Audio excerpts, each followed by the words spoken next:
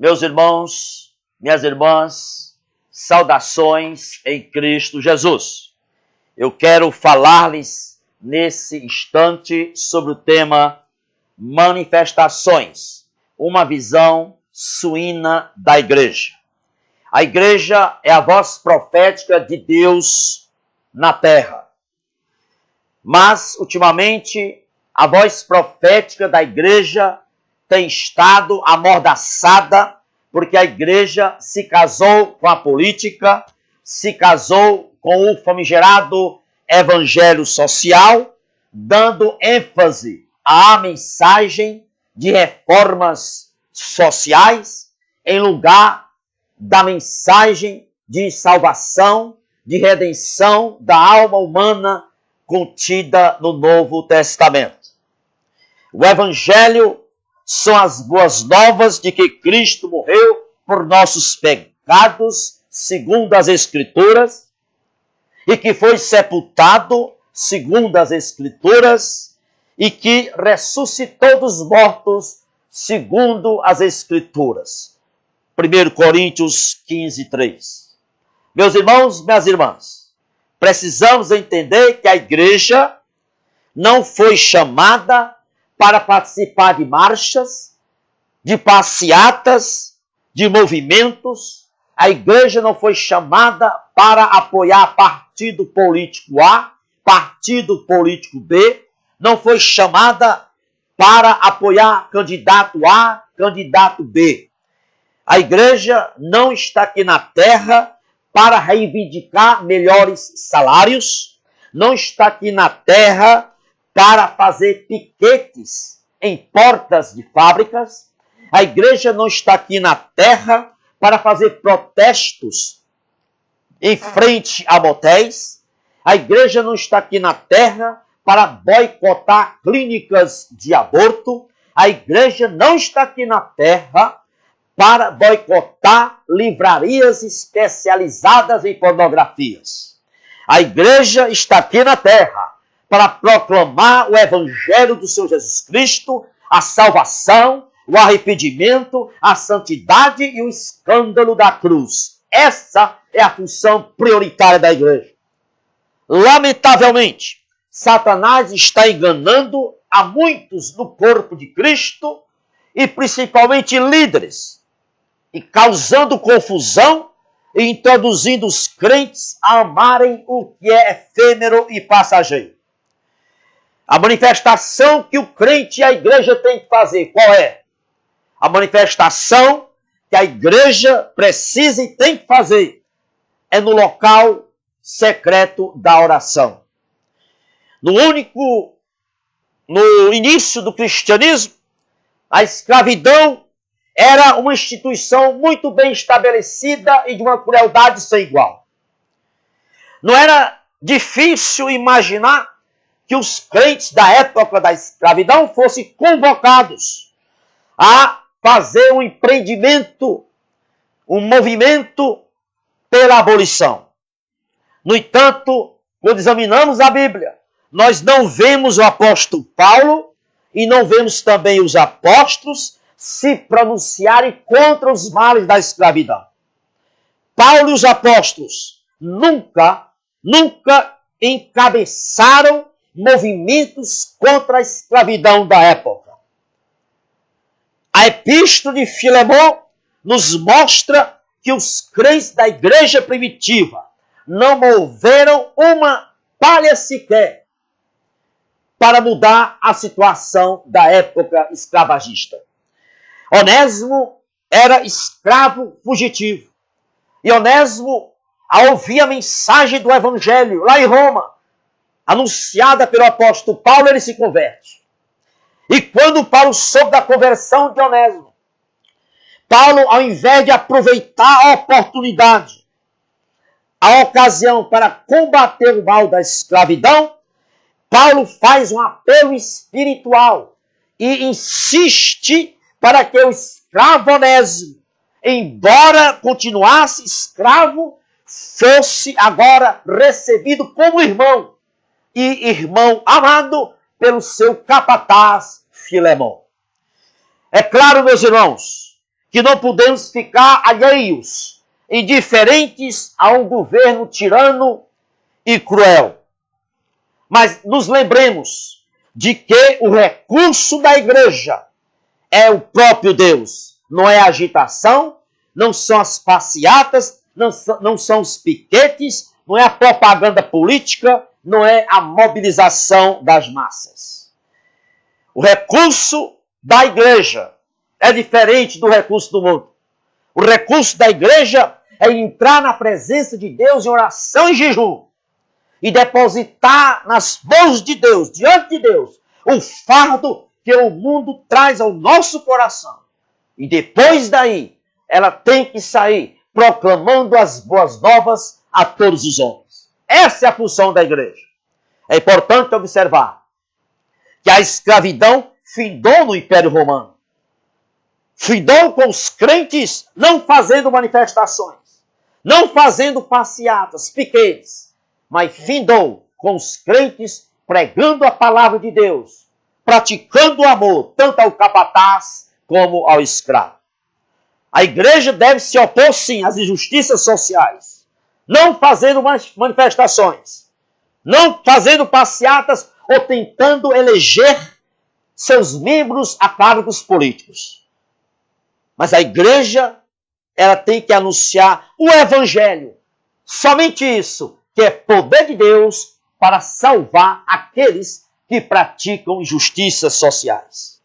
O apóstolo Tiago, ele reconhece as injustiças praticadas aos pobres na sua época, contra os pobres na sua época. Mas qual foi a resposta de Tiago? Foi regimentar pessoas para fazer movimentos, para fazer passeata, marcha? Não. A resposta a esta falta de misericórdia para com os pobres da época de Tiago. Tiago disse simplesmente que nós devemos nos lembrar, que os crentes da época se lembrassem da proximidade da vinda do Senhor Jesus. Está escrito em Tiago 5:8. Judas, expondo-nos à corrupção dos últimos tempos, ele não diz: é preciso fazer manifestações contra a corrupção. Não. Mas Judas simplesmente orienta os crentes a se guardarem no amor de Deus e que se dediquem a servir os outros em amor. Judas 21:23. Paulo, por exemplo, por 3 vezes, Paulo se utilizou do seu privilégio de cidadão romano. Porém, nós nunca vimos e vemos aqui na Bíblia Paulo organizando uma passeata, participando de protestos ou manifestações. Nunca. Quando olhamos para a epístola de Pedro, quem estava no trono quando Pedro escreveu a sua epístola? Era Nero, o pior tirano de todos os tempos. E nós não vemos aí nenhum incentivo de Pedro a motins, a movimentos, para destronar Nero, ou movimento ou passeata para que o povo escolhesse um governo melhor. Não. Pedro exorta os crentes da época a perseverarem em tranquila obediência, suportando tristeza, sofrendo injustamente, pois fomos designados para isto. Portanto, a visão de que o crente deve participar de manifestações, de passeatas, de motins, não é bíblico. É uma visão muito rasa, muito fraca, muito tupiniquim, muito superficial, muito fragilizada do Evangelho. O problema é que a igreja e muitos líderes estão com a visão de suíno. Perderam a visão de que a igreja existe, que a igreja está aqui na terra para amar e servir a Deus e levar as pessoas deste mundo para o céu exclusivamente através da proclamação da palavra. No livro de Albert Heckel, o livro escrito por Albert Heckel, No Caminho da Civilização, uma história mundial, escute o que é que esse autor historiador diz. O primitivo cristianismo foi pouco entendido e foi considerado com pouco favor pelos que governavam o mundo pagão. Os cristãos não aceitavam ocupar cargos políticos. O teólogo e historiador Auguste Neander, no seu livro A História da Religião Cristã e a Igreja durante os primeiros três séculos, escute o que esse teólogo e historiador diz. Ele diz: os cristãos se mantinham alheios e separados do Estado como raça sacerdotal e espiritual. E o cristianismo influenciava a vida cristã apenas desse modo. O pastor puritano Martin Lloyd-Jones, escute o que ele diz: pregar o evangelho tem contribuído mais para a solução de muitos problemas sociopolíticos do que todos os substitutos humanos.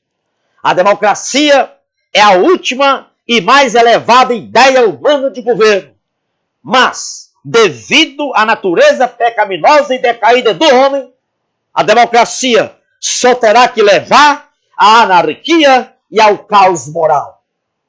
Meus irmãos, a verdade é que muitos pastores estão fazendo a igreja perder a visão para a qual ela foi chamada.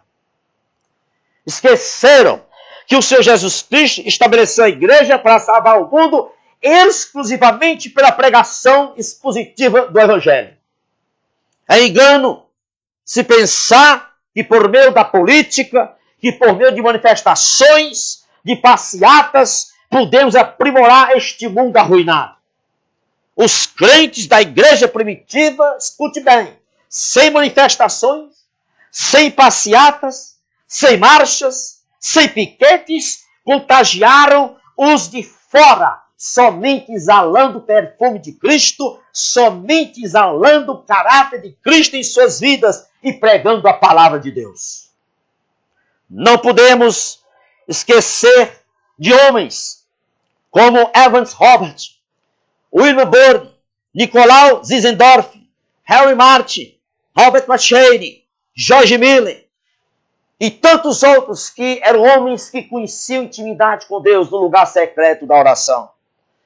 Homens que conheciam o valor da intimidade com Deus. Portanto, a igreja precisa urgentemente retomar os princípios bíblicos fundamentados e voltar à verdade divina. A igreja evangélica brasileira precisa abandonar a visão suína, precisa se verticalizar e não participar de movimentos e não tomar posição político-partidária. A teologia, missão integral anticristã está aí, participando, apoiando todo tipo de política, apoiando o comunismo. Eu quero dizer a você, pastor. Ou você é pastor, ou você é comunista. A você que levanta a bandeira da teologia missão integral. É preciso você se converter ao verdadeiro evangelho. Porque o evangelho que você está pregando é adulterado. É hora de você mudar. Que Deus possa lhe abençoar e trazer ricamente você de volta ao caminho da verdade. Que Deus vos abençoe rica e abundantemente. Muito obrigado por ter me ouvido. Amém. Louvado seja Deus.